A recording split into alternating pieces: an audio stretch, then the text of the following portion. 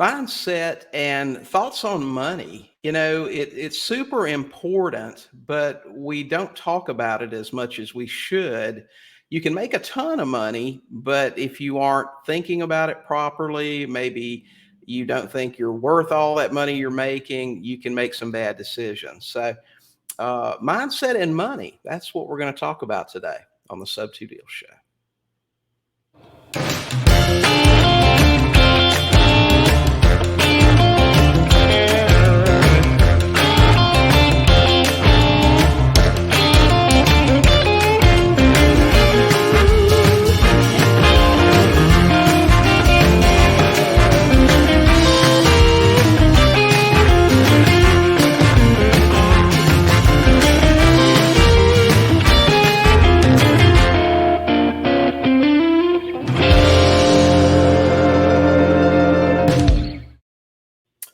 Hey, Sub2ers, welcome to this episode of the Sub2Deals Show, where we talk about all things subject to. Now, occasionally we will talk about other real estate investing topics or other topics, but it's always something to help you with your real estate investing business. Sponsor for today's show is Big Insurance. Jason and Corey run Big Insurance down in Birmingham, Alabama. And if you're a landlord, if you're a rehabber, if you're a creative finance investor, doesn't matter what you are, they have products for you. I almost guarantee that you'll save money on them. And they just really have some great products and some great people. So go check those guys out. If you're watching our podcast on YouTube and you haven't subscribed yet, how about you hit that subscribe button and notification bell? That way you'll know every time we release a new podcast. We also have a lot of other content that we release there every single week. We don't want you to miss any of that, so make sure that you subscribe. If you're new to creative finance, or maybe you're just trying to figure out if it's something that might even interest you, check out our $7 coaching. That is the most affordable coaching on the planet. I guarantee it. You can check out $7 coaching at $7coaching.com. Guys, today we're going to talk about mindset and thoughts on money. From time to time, I send out a question to my list and just say, hey, what's keeping you from doing real estate deals right now? And this time more than ever, some of the answers weren't even related to technical aspects. They were related to just thoughts in general. I don't think I'm worth making that kind of money. I don't feel like it'll happen for me. I don't feel like I'm smart enough, or I have what it takes to do it. And I'm telling you that anybody, if you know my story, you know that that's just not the case. There's nothing in the world that ever said I would be a successful real estate investor. So we went out, we looked for the best people we could find on the topics of money and mindset, and found Joan, and we're going to bring her in. Joan, welcome to the Sub2Deals Show. Hi there. It's great to be here. Yeah, thanks. Joan Sotkin, she is an author. She is a podcaster. Gosh, looking at her resume, I'm not even going to try to get into it, but she's an amazing mindset and money coach. I'm going to let her tell you all about her life and how she got where she is. So, Joan, welcome to the show, and tell us all about you and how you became the mindset and money coach expert. Well, it is a long story, so I'm going to give you the cliff notes. I was born into a middle-class Jewish home where, just very typical, where the boys in the family, my two younger brothers, had much more standing than I did, because boys meant more than girls. And so all that was expected of me was to get married and have children. Well, I did the marriage thing twice and decided that wasn't my idea of a good time. I would have been very happy being the husband. I didn't like doing the dishes every night. So I had to find my way in life. And I've been in broadcasting. I worked in network TV. I was a producer of one of the original talk shows on radio. And he wanted me to do the interviews for the weird people, like the UFOs and the psychics. but I had to get rid of my Brooklyn accent. So, so I'm glad I did that because it's serving me well now. And, I've just had a very interesting life. In 1976, I gave away everything I owned and went wandering for a couple of years because I needed to find out, other than getting married and have children, what is it that I was supposed to do in life. And in the 1980s, I started the first crystal business. I grew this. I started out. I borrowed $1,200, and it became the first time that anyone marketed crystals and minerals for healing and meditation nationwide. I had a line of stones called Joan Stones that were in 600 stores, and I made a lot of money and actually went bankrupt because I had no idea how to manage cash flow. So you better believe that I know how to manage cash flow now. And I'd go to the bank and say, I've reached my level of incompetence, and they would just want to lend me more money. And I learned that wasn't a good idea. So here I am now in Santa Fe, New Mexico. I came here with $200 and whatever fit in my car in 1996 and have been here ever since. And I'm thriving and a happy camper. Yeah. So you were doing the minimalist thing before it was a thing. Before it was a thing, yes. My father stopped talking to me. My mother, who was a very interesting person, who in 1930-something took a boat to Palestine to stay with the relatives for a year. So I was just doing the wandering that she had done, just in a different way. And so, to me, when I meet people in my generation who worked with the same company for 25 years, that was beyond my comprehension. I like change. I like new. And what's interesting to me is that most of the people I'm working with now are between 30 and 50. I have a couple of 60-year-olds, but the young people are interested in the wisdom that comes with age, that if you're paying attention, you're going to learn something. Right. I read something once that said every time an older person dies, a library's closed. And that's true. Some things when you're young, you think you know everything, right? Yes. And as you get older, you realize, and I know this personally, that you didn't know as much as you thought you did. There's a lot more to it, that only experience brings. Well, when I work with younger people, like I have about 30-year-old I'm working with, and at 30, you can't see your options. You can't recognize your own talent. You're busy trying to express yourself in the world. And because I've been around a long time, I can see possibilities for people that they can't see for themselves. And I love doing that. I don't have children. So it's like the people I work with are the people I get to see grow and evolve. Right. Like I said in the opening here, we generally focus on the technical aspects of real estate investing. But from time to time, I send out a survey to my list for people that just aren't acting. They can download 10,000 freebies and that sort of thing, but they never take any action. And I'm saying, what is keeping you from actually going out and being a successful real estate investor? What's stopping you from buying your first house? And this time, especially more than even in the past, it was things that wasn't, I don't know how to talk to a seller. I don't know about the paperwork. It was, I don't feel like I'm worthy of success. I don't feel, I'm afraid that if I make too much money, people won't like me. I'm afraid, these types of things. And I mean, it was really sad in a way that people don't feel like the good things should happen to them. Why do you think that is? What's going on? Well, that was a question I asked. I had two millionaire brothers, and I couldn't rub two pennies together. And I wanted to know why. We came from the same family, same background, had the same deading father. We both had the same background. And that's been my question since the 1970s. And what I've come to understand is that it's our decisions that allow us to create the life we're creating. It doesn't happen to us, that we're actually creating our life stories with the decisions that we make. And what goes into our decisions in a very condensed way is our thoughts, beliefs, and emotions.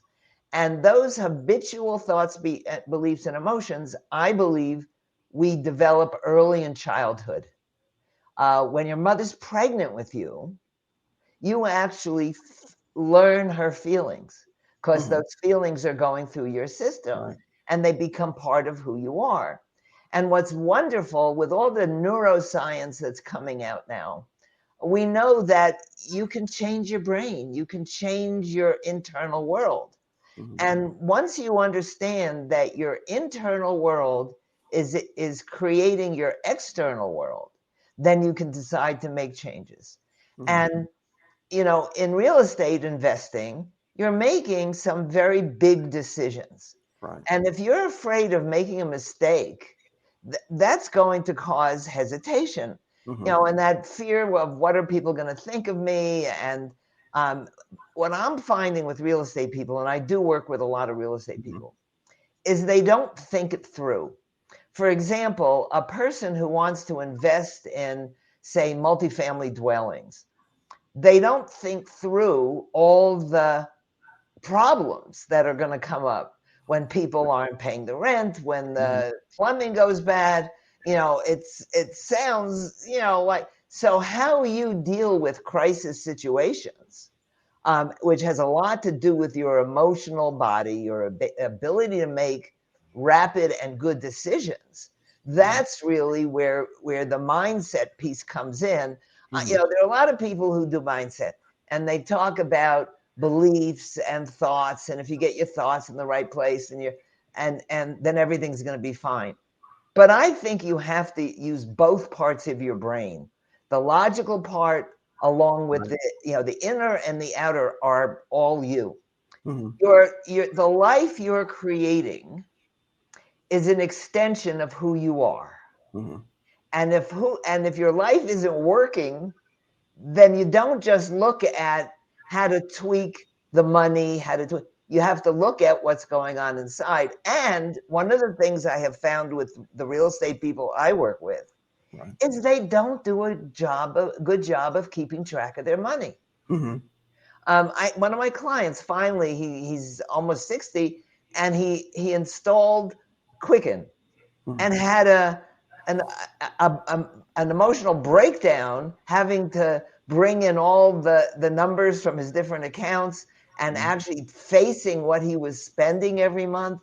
And so so even though I'm a mindset person, I'm also a money person. Right. And if you're not keeping track of your money, Marcus Lemonis, who has that show, the Profit, Profit, he says, if you don't know your money, you don't know your business. And I believe that. But it has to do with how you feel about money, what you're acting out through your money, the emotions that you're acting out through your money. So people try to find an easy fix to just about everything. And there isn't one. We're very complex machines. Right.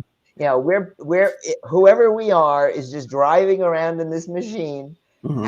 And if you think there's one way of fixing it or making it better, that's not true. And to understand that there's nothing wrong with you that needs fixing, you just have habits that are getting in your way. And let's look at the habits that are getting in your way. Right. You said something I think that's key, and that's that if, let's say, somebody wants to go into multifamily investing and they don't think things through, and that I'm telling you, that goes all the way back to the educators in our industry, because we're told, and I teach and I have courses, and we have coaches that teach us how to teach, and they tell you, don't talk about the negative stuff. Because if you talk about the negative stuff, they won't run to the back of the room and buy your $5,000 course. You're going to scare them, right? You got to fluff up all the good stuff. Nothing bad ever happens. It's easy peasy, push button.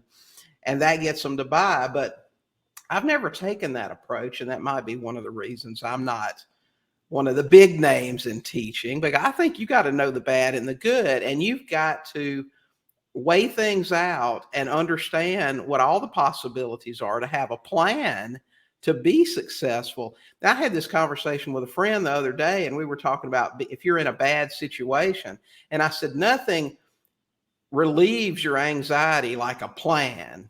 You know what I mean? Making Well, a it's like plan. if someone has a lot of what I call financial vagueness syndrome, where Mhm. they really don't know where their money is, and Right. they say, "Oh, I check my bank balance every day." Well, you're going to have financial fear, and the Mhm. best way out of financial fear is to know your numbers. Mhm. And I know we want to talk about mindset, but that's Mhm. part of the Right. mindset. Sure. What is my relationship with money? I have a book called Build Your Money Muscles, Mhm. 9 simple exercises for improving your relationship with money.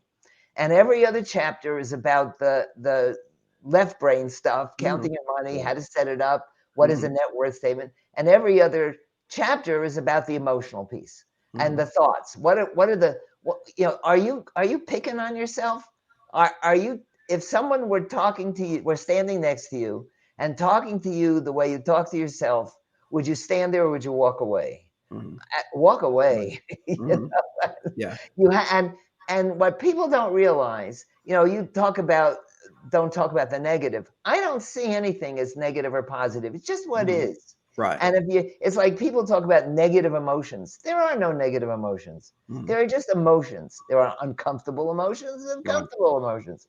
So Exactly. if you want to change your life, you have to change your relationship with yourself and the world around you.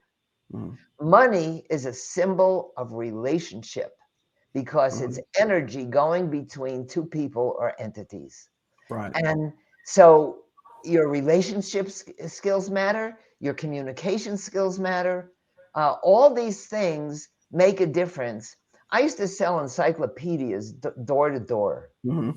right out of college, great books of the Western world. And cold canvassing, I'm from, can I come in? And it was a one call special. Mhm. So, I had to learn how to develop a rapport with people Right. pretty quickly. Mhm. And people are so worried about what people think of them that they're not able to really develop the empathy and the connection to the people they're talking to. Right. Yep. So, why do you think money is such an emotional experience for people? And it is, boy, is it. Mhm. Because when you're dealing with money, first of all, you're dealing with yourself. Mhm. If I look at my bank balance and I go, oh my God, look at what my bank balance is. Joe Schmo is making so much more money than I am. And that's an emotional response to Right. your bank balance. You're saying, I'm ashamed of what I'm doing and who I am. So that shame that you're bringing to your money has nothing to do with money. It has to do with your habitual relationship with yourself, which is very emotional. Can you see Mhm. that? Oh, yeah. Okay, so um, I think that there are 5 main feelings that people act out through their money, and then there are a lot of sub feelings that you Mhm. can look at, and they are aloneness, anger, shame, deprivation, and a sense of being trapped. If you have a lot of debt and you can't, or if you're stuck in a financial position, you're feeling trapped. Well, where does that trapped come from that you are seeing through your money? Can you see that? In other words, it's not the money that's causing you to feel trapped, Right. it's how you feel about your position. Well, that starts when you're 2 Mhm. and you start telling them what you want to do. And they, first of all, they don't understand what you're talking about because you don't have the vocabulary to express what you really mean. And that's when you start going, no, no, no, I want to do it my way. Mhm. And they do everything they can to squash that. Right. Well, and the shame in our society is incredible. Mhm. It's caused through religion and our parental attitudes, and like there's something wrong with us just for being human. Mhm. Well, that shame, and if you come from a poor family, a lot of my clients who become very successful have to deal with the fact that they still feel poor inside. Mhm. Well, that's a feeling that comes so people who never have enough. I feel sorry for Jeff Bezos. I Mhm. don't know what's going to satisfy him. And people think, well, if I have more money, if I have another $1 million, I'll be okay. And they Right. get the $1 million, and the dopamine in their brain is going, but you need more. Right. So Right. so you have to, as part of the mindset piece, you Mhm. have to recognize when dopamine is running your life. Mhm. And you can decide, I'd rather have more serotonin, which is the thing that allows you to be satisfied. Mhm. So one of the things I teach people is how to feel satisfied. Mhm. Isn't that amazing that Yeah. people don't know how to be satisfied? Oh yeah, for sure. So why is it so emotional? It's because it's something we deal with intimately on a daily basis. Most people don't talk about two things: sex and money. They Mhm. talk about investing, which is not talking about their relationship with money. They Right. talk about, the sex stuff, but they never tell you what they're doing sexually. So, so there's a connection. Right. And when you stop thinking that you're doing something wrong, Mhm. and you say, well, what was the habits that got me here? Mhm. And when I got into this stuff many years ago, there were books that, Catherine Ponder and, uh, the richest man in Babylon and all those Mhm. things, but they didn't talk about the emotions. Right. Now, with emotional intelligence becoming a reasonable topic, even in corporate, okay, so I don't see that people are paying enough attention to their money feelings. Right. And if you understand the money feelings, Mhm. then you can truly change your financial position and be more comfortable with your money. It's one thing to be rich, it's another thing to be rich and comfortable. I totally agree with that. I'll tell you, you were talking about being satisfied, and it reminded me of an old saying that I use a lot. And that was that someone asked the richest man in town, how much is enough? And he said, just a little bit And more. more. Yes. And I'll tell you my experience with this is that before, I quit. If you know my story, I quit school in the ninth grade, but became successful in a sense that, I was director of operations for a fast food company. I covered the whole state. I made 60, 70 grand a year. It's pretty good for somebody with a ninth grade education, but I was stuck. I was stuck in a job working 70 hours a week. I hated it. Even though it was a good job, I never saw my family, never did that stuff. Got into real estate, but was always trying to make more, make more, make more. It was all about the money. Got a divorce, lost everything. But coming back the second time around, I don't worry about money anymore. It's something about having it all gone all of a sudden, and it didn't kill me. Nothing really bad happened. It was uncomfortable, but made it back. And now I don't worry about money anymore. I know I could always make more money, but I'm keenly aware of my expenses. If that makes sense. Yeah, yes, it does. Yes, you're managing your cash flow. Right. That's right. Yes. And you learned the important lesson that it's really hard to die. Mhm. If you Yeah. do, nothing matters. Right. So, That's right. It's so and when I gave everything away in 1976, Mhm. uh, now, what am I afraid of losing? I not only survived, I Mhm. enjoyed the Right. experience. I mean, I had to figure things out, and I met interesting people, and be open to life. And Mhm. I mean, so many people are creating their own mental jails. Right. And I sometimes feel like the work I do is to let people out of jail.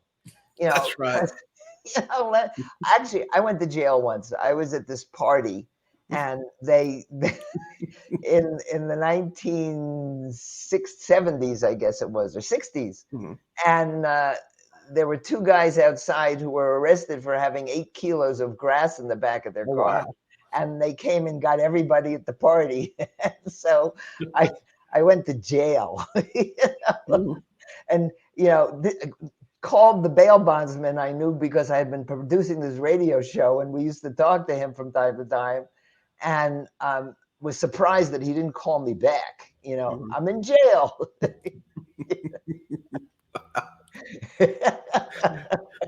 And so, if you're open to life and realize that, if you live through it, Mhm. you're okay, and Yeah, you'll live through whatever shows up.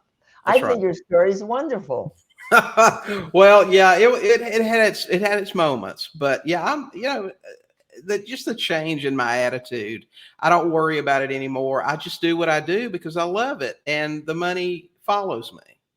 You Well, know. you're saying something very interesting. I've talked to two very wealthy people recently, one of whom is a relative, and they say, and I say, well, how come you're so happy? And most people are not. And they'll say, well, I never focused on the money. Hmm. I focused on Right. having a good time. And if I Yep. wasn't having a good time, I did something else. Yep. I agree. Don't do what you don't like to do. Guys, we're going to take a quick break. We're going to hear from Jason and Corey, the guys at Big. And when we come back, I'm going to ask Joan about something when I was reading her website that she had about goals. Guys, we set goals all the time. How many houses we're going to buy this year, how much money we're going to make. But she said set feelings goals. So I'm going to ask her about that when we come back. You guys hang around. We'll be back in just a minute. Birmingham Insurance Group is a full-service property and casualty insurance agency laser-focused on risk management solutions in the single-family residential space. Their master policy program is available in all 50 states and was designed by investors for investors. It provides tailored coverage and competitive premiums, specially for real estate investors, owners, and property managers. Give Jason or Corey a call today at 205-682-8856 or visit them at their website, bhaminsgroup.com. That's BHAMINSGROUP.com. Hey, investors. We're back with Joan Sotkin here today. She is a mindset and money coach.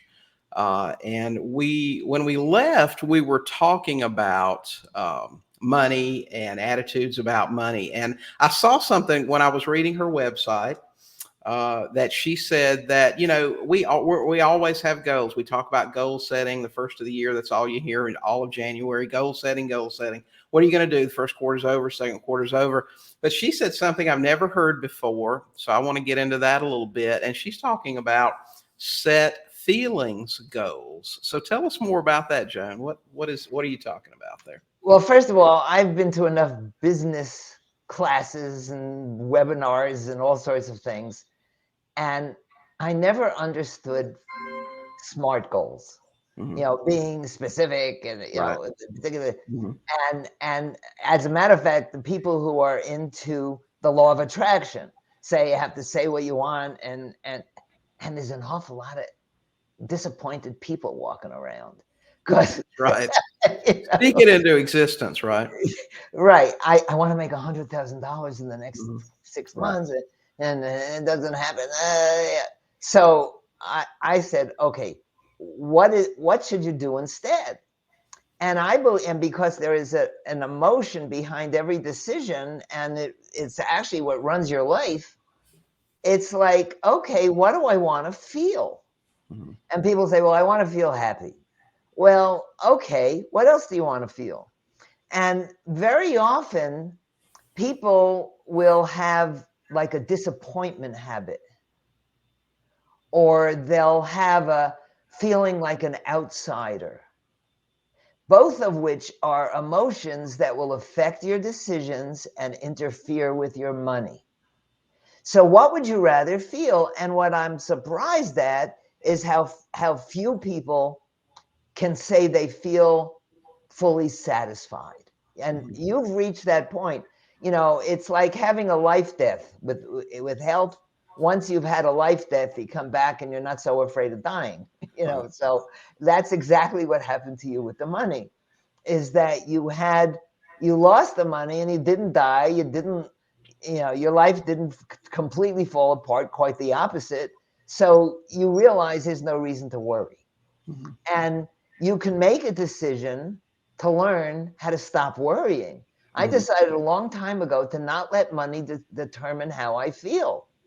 And, you know, how many people, their money determines their happiness, their sense of satisfaction, if they have one.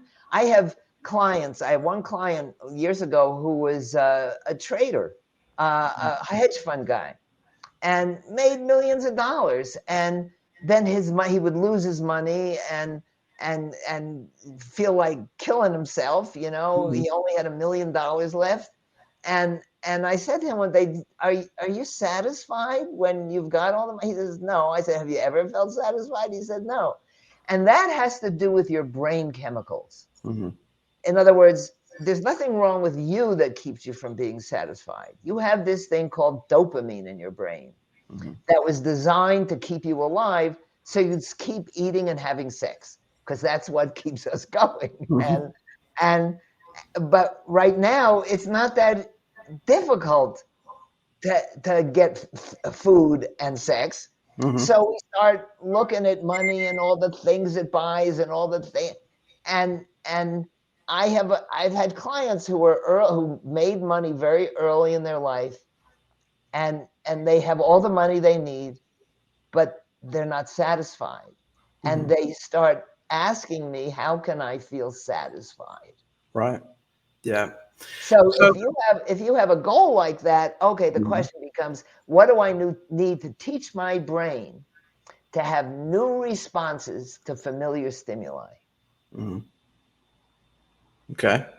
So what are your suggestions on that? What are the best things you can do to change that?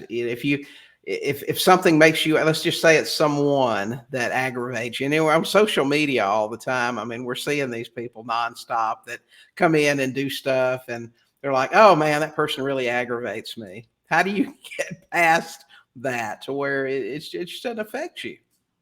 Okay. First, you have to recognize that you have a habit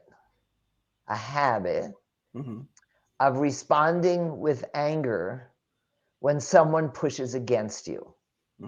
Because if someone's trolling you or, you know, saying something nasty, that's a habit you developed early in life. So the first thing you have to do is recognize the habit. I have a habitual anger response to people who criticize me. Let's take that one. Okay. People who disagree with me. Okay. They're just being who they are, and you're being who you are, but you're having that response. If you no longer want to have that response, then first of all, you have to recognize it. And second, you have to decide that you don't want to do that anymore. I've had people say to me, I don't want to give up my anger. It's what motivates me. Okay, so if the anger is motivating you, you're going to be pissed off the rest of your life. Right. And that's not good for your health. Right. Because when you're doing anger, you're wearing down your body systems. You know, you're driving around in this car, and my mother at 89 used to say, it wears out. You know, it does. And anger is one of those things that are going to stress it to the point where you get symptoms. Right. So once you recognize your anger, then you have to say, what would I rather be feeling? Right. In other words, when Joe Schmo says that to me, do I really want to be chill? Okay, do I know how to feel chill? Am I willing to, you know, one of the exercises I do with people, I'll say, I'd like you to sit still for 10 minutes doing nothing. Oh, that's hard. They usually bargain me down to 5 minutes. Right. And I say, you can watch what's going on around you. You can try to decide what you're feeling, what the body is doing, but you can't do anything for 5 minutes. Right. So if you can't do 5 minutes, you can't be chill. Yeah, that's true. That's true. So you have to teach yourself, go sit outside and watch the sunset set for 10 minutes.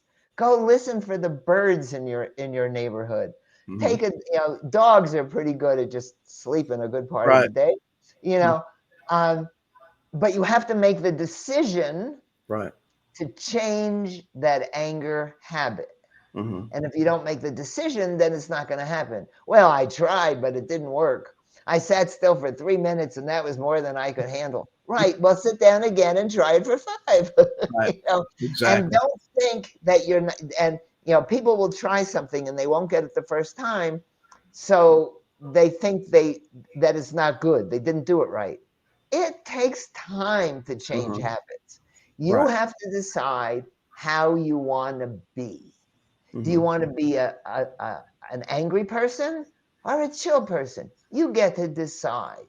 There's a wonderful book that I have just about everybody read and they pass it along that's been out for a long time called The Anatomy of Peace. And it's told in story form. It's written by a leadership consulting firm that does conflict resolution. And it's a story about an Israeli and a Palestinian who really had a lot of anger towards each other, because that's what they do in Palestine and Israel. They get mad at each other. And they wind up being business partners. And they talk about a heart at war and a heart at peace. And as I was reading the book, I realized that I had a heart at war towards my brothers. Because when they were born, I lost my position in the family, and I never was able to meet the family expectations of boys. My father was a bit of a male chauvinist as well. And once I saw that, and I realized how many women have that heart of war towards men because of the way women have been treated in the business world, in the financial world. We've had to fight in ways that men don't have to, just for being men. And that heart of war gets in your way, not the other person's. Right. So when you can learn how to accept people for who they are, I use people, the politicians who I don't agree with. I won't state that here. But I learn, what I've taught myself is empathetic detachment. I understand your point of view, but I'm not going to get emotional about what you're saying. I'm just going to watch and learn detachment. When you're an investor, you have to be as detached as possible during that interaction. You can't respond emotionally to the person you're negotiating with. And if you're a person who normally gets angry, during that negotiation, you're going to get pissed off and you're going to make a stupid decision. That's right. Okay. So I was the emotional one in the family. My father had this rule. We are the only Sotkins in the country. And he had all these weird rules for Sotkins, one of which was Sotkins don't feel. And so I wondered why I was crying all the time. And I was talking to my very successful brother. He had built a very successful business. And I said, how did you deal with that? And he said, well, I just learned these 2 words that I would say when our father was doing what he did. And I said, what was those? And he said, F you. And he would just walk away. Right. And he was able to build this huge business. And his son runs it now, and very successful. And I believe that in interacting with people, You want them to behave the way you want them to behave. Right. Well, sorry, Charlie, that's Yeah. not how it works. Yeah. so, Not likely. so what you have to learn is how to watch people behave, Hmm. Yeah. and just don't try to change them, don't try to fix them. And Hmm. what I'm finding now is, I've gotten rid of all the negative self-talk, and I have this, it took a long time, but I'm in this wonderful, happy place, which you seem to have reached a lot sooner than I did. And uh, I I don't draw those people in anymore. Hmm. I, Right. I don't do much social media anymore. It's just a time suck for me. Hmm. So but the people who interact with me Right. are generally really nice people. And do you know the concept of synchronicity? No, I'm not familiar with that. Okay, it's a Jungian concept that things that seem to be coincidental, they're more than coincidences. Like you think of someone and they call you on the phone. Okay. Most people have Right. experienced that. Right. That's synchronicity. Hmm. So I asked myself the question, what if everything that happens to us, or appears to happen to us because it's happening through us, is actually synchronicity? Hmm. And that we need everything that shows up, Hmm. and everything that shows up is what we need. Right. So when an angry person shows up, we can say to ourselves, what is this telling me about me? Why am I drawing in this anger? Is Hmm. that anger still within me? Right. Because I find the more peaceful I have become, the nicer life is to me. Hmm. Right. I now have a full coaching calendar. I actually Hmm. have a waiting list, and Hmm. I don't do any outbound marketing. Hmm. I just talk. I Right. talk on my Yeah. podcast, Right. and people show up. Hmm. In other words, once you stop expecting to be disappointed, Hmm. stop expecting to be picked on, Hmm. stop expecting to make mistakes, and you start expecting the opposite, that's what's going to happen in your Right. life. That's the miracle of mindset. Yeah, I totally agree with you. My wife and I, she we have this thing going on all the time. She says that I get, we call it 10x, and it's because of an expectation. I said I expect the best, and I get the best. Like Yes. if we Yes. go somewhere, there's always a parking space right there at the front door for me. And we joke about it before we get there. And I say, oh, 10x is waiting for me. And not 100% of the time, but 99% of the time it is. And if it And isn't, you've learned something from it. And you're not saying, oh, I'm so disappointed because right, it isn't right. there. I say, well, It's it'll be that, there next time. yeah, that disappointment Right. that we learn in childhood because we didn't get we didn't get our needs met, Hmm. um, carries through. You've done an incredible job of figuring out life. I wish I had figured it out that early. Well, I don't know. I'll tell you, I'm working on it. I'll tell you, it doesn't just happen. I was, after my divorce, I was incredibly negative for a long time, and it's really just when I started really questioning, why do I feel this way? Why can't I just live my life? Why can't I be happy? It's not like happiness. Just you wake up one day and you're happy. It takes work to do Yes, that. yes, yes. And To when I work with people, hmm some people are just not willing to do the work, and right. I'll say to them, I can't work with you because you want it to happen to you, Hmm. whereas you have to become it. Right. Yeah, that's exactly right. You have to see the person you want to be and work on becoming that person every Yes, day. yes. And Hmm. so let's take it back to the real estate investing. Hmm. Why do you want to invest in real estate? Do you like real estate? I have a client who's in real estate, and I said to her, do you like real estate? And she said, I've never asked myself that question. And if you're in it for the money, Hmm. then you're not going to do as well Right. as if you're in it to have a good time. Right. And what is it about doing investing that you're having a good time? You're meeting interesting people. You're getting to challenge your mind. Right. You're getting to learn new things. And if you don't want to learn new things, you're not going to do well. Right. And if you're going into real estate investing, you better decide that you're friends with mathematics. That you like to count.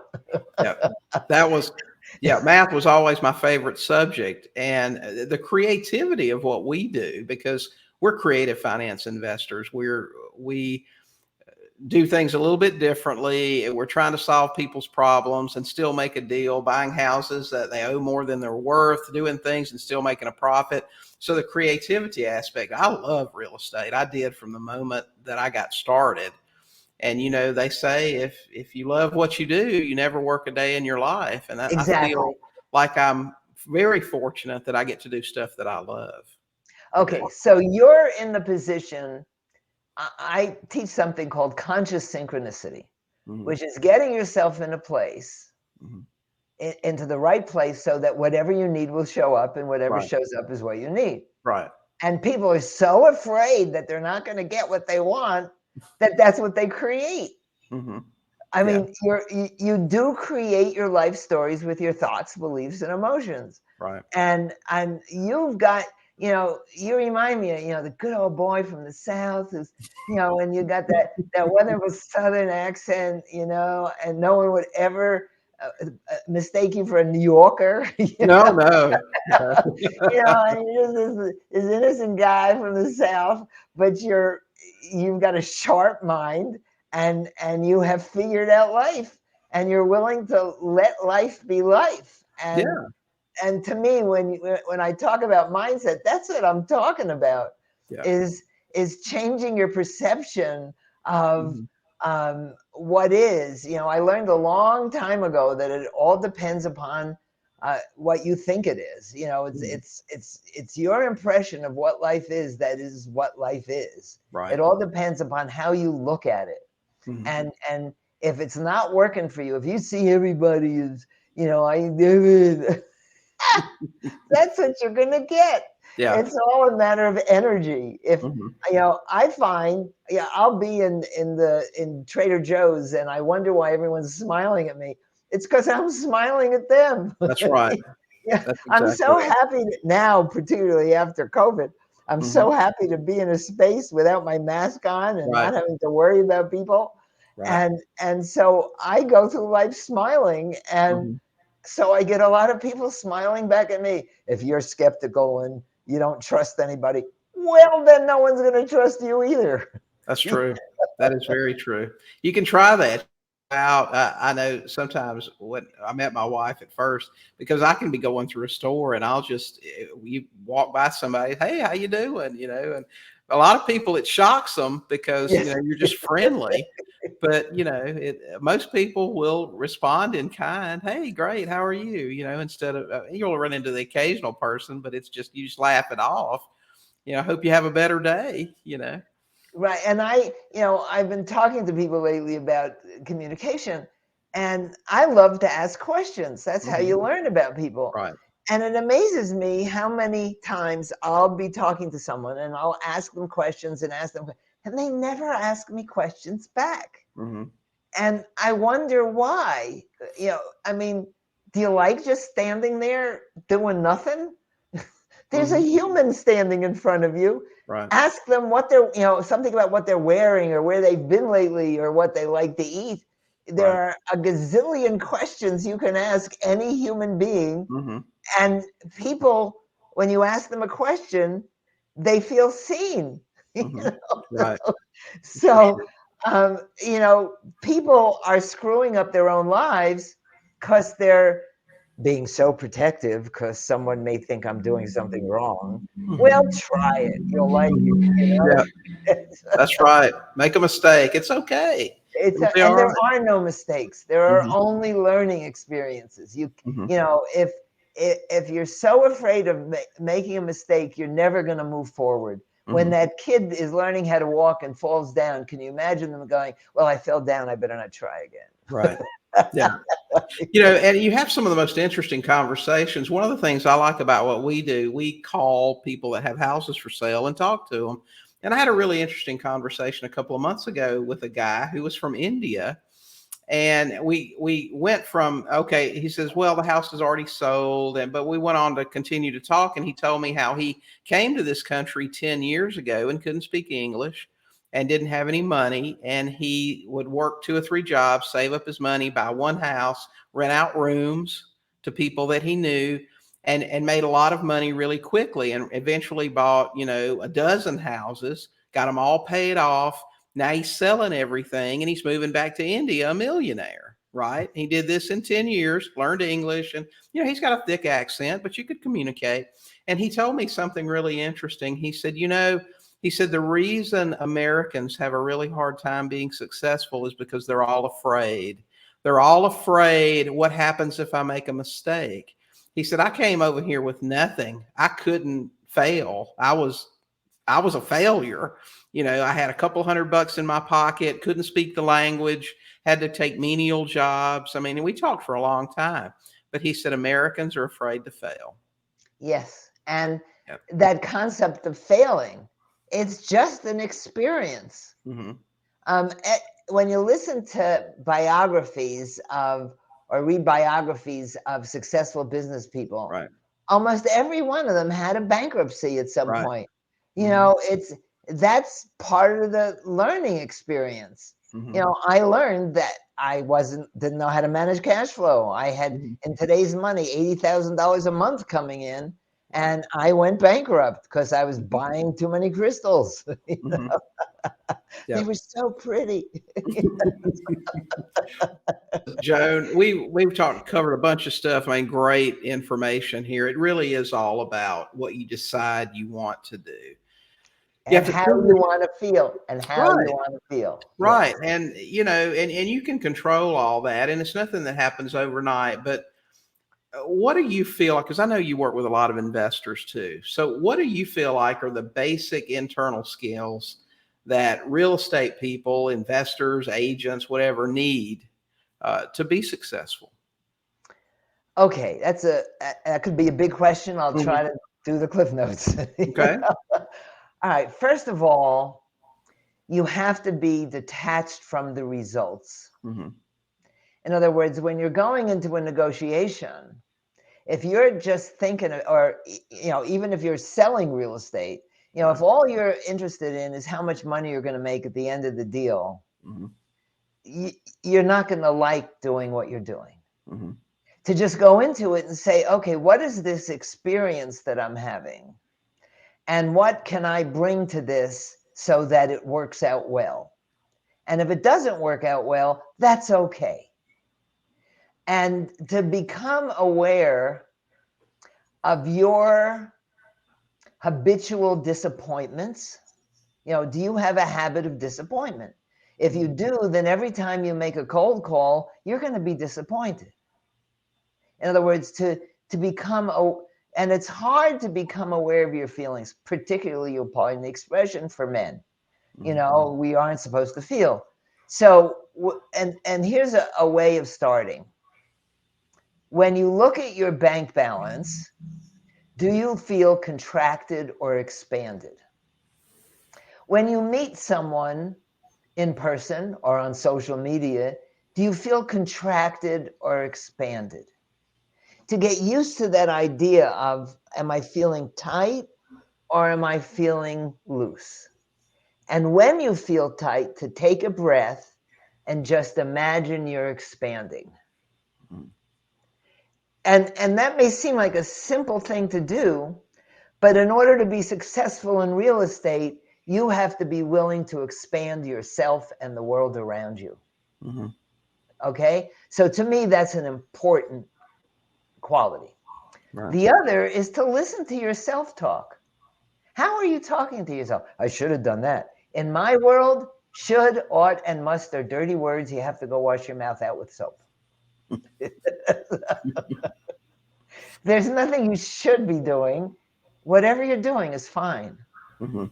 And to get to like yourself, to look in the mirror once a day and say your name and I unconditionally love and accept you just the way you are.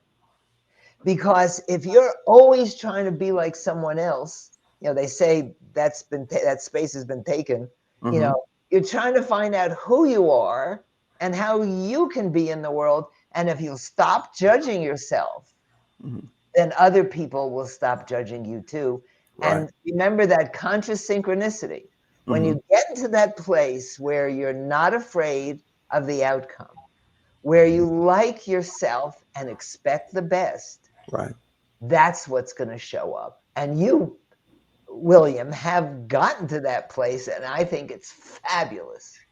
Yeah. You can get that 10x parking space too. You just have to expect it. Well, I say that when my father died, he left me his reversible drill and his parking karma. And so every time I get a good space, and it's every time I say, Mhm. thanks, Dad. Yeah. There you go. There you go. Excellent advice, Joan. So you do discovery calls or calls with people on your Yeah. website, isn't that right? If somebody wants to learn Yes. more about you and your coaching, Yes. and they can go to prosperityplace.com/call and Yes. book a call with you, right? Yes. And usually people have heard me on a podcast, or they've listened to my podcast, or Mhm. they'll listen to my podcast and say, I've been listening to your podcast for 6 months and I should have called you sooner. Mhm. Because I attract people who are willing to think outside the box. Right. Because the way I see Sure. things is not the normal left brain count your Mhm. pennies. Sure. Okay. So you guys go book a call with Joan, and also just visit her website. I know on there you've got a ton of books. Gosh, how many books have you published? Well, they're mostly ebooks now. Hmm. I have two real books and Hmm. a lot of Right. ebooks and Hmm. audios and my podcast. I mean, Right. I've done 504 episodes, Right. and that's where I do my current teaching. Because Hmm. if I'm going through something, I share my experience and my process with people. Right. I'm not afraid of you thinking that I'm too emotional, because there's no such thing. Right. And that's the Prosperity Show podcast. Yes, the And prosperity show. you're Yes. on Apple and Yeah, Stitcher and Google and I've everywhere. been online for 27 years, so it's if you type Mhm. Sotkin, you're Right. gonna find it, or Joan, or Joan and money, you'll find Mhm. me. Okay. Well, Joan, thanks so much for being here with us today. I'm sure this has been helpful for a bunch of our listeners, and we really appreciate you. Thanks so much for having me here. I really enjoyed it. Yeah, it's a great time. Okay, thanks. Okay, guys, that is it for this episode of the Sub2Deals Show. Guys, make sure that you check out Jason and Corey at Big Insurance. They can help you. They have, if you're a landlord, imagine a insurance policy for your renting dwelling with no um, vacancy clauses. I've never seen one before, but they've got one. So check those guys out there. Again, don't forget to subscribe to our YouTube channel if you're watching our podcast here. We have a lot of other content. And if you're interested in creative finance or subject to, check us out at $7coaching.com. $7 a month. It's the most affordable coaching that you will find. I can guarantee it. So until next time, get out there, talk to some sellers, and you will buy some houses.